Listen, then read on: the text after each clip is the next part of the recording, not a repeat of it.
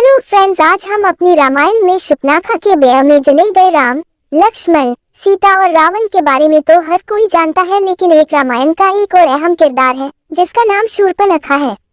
कहा जाता है कि अगर शूर्पणखा ना होती तो रामायण भी नहीं होता, क्योंकि रामायण का पूरा युद्ध लक्ष्मण द्वारा शूर्पणखा की नाक काटे जाने के बाद ही शुरू हुआ था। शूर्पणखा के बारे बहुत कम जानकारी मिलती है। आइए जानते शूर्पणखा से जुड़ी कुछ अनसुनी कहानियों के बारे में। शूर्पणखा की शारीरिक बनावट राक्षस के परिवार की होने की वजह से शूर्पणखा को अपना भेष बदल लेने की शक्ति प्राप्त थी। वो अपने चेहरे के रंग के साथ साथ अपनी आवाज भी बदल लेती थी। वाल्मीकि जी के अनुसार शूर्पणखा का रूप रंग बहुत ही डरावना था। विधवा की जिंदगी शूर्पणखा ने अपने पसंद के व्यक्ति से विवाह किया था।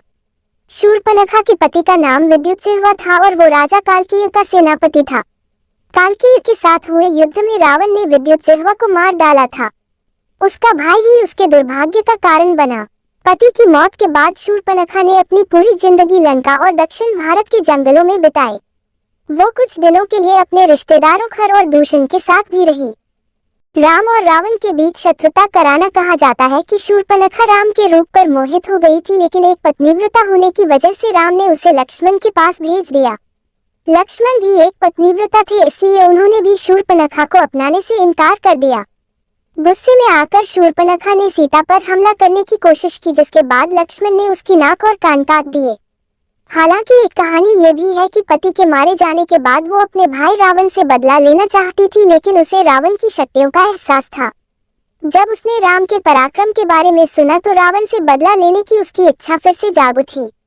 इसलिए उसने राम और रावण के बीच दुश्मनी पैदा करने का काम किया, जिसकी वजह से रावण ने सीता का अपहरण किया और अंत में राम के हाथों उसकी मृत्यु हुई। शूर्पणखा का अंत कहा जाता है कि राम और रावण की मौत के बाद शूर्पणखा विभीषण के साथ लंका में ही रह गई।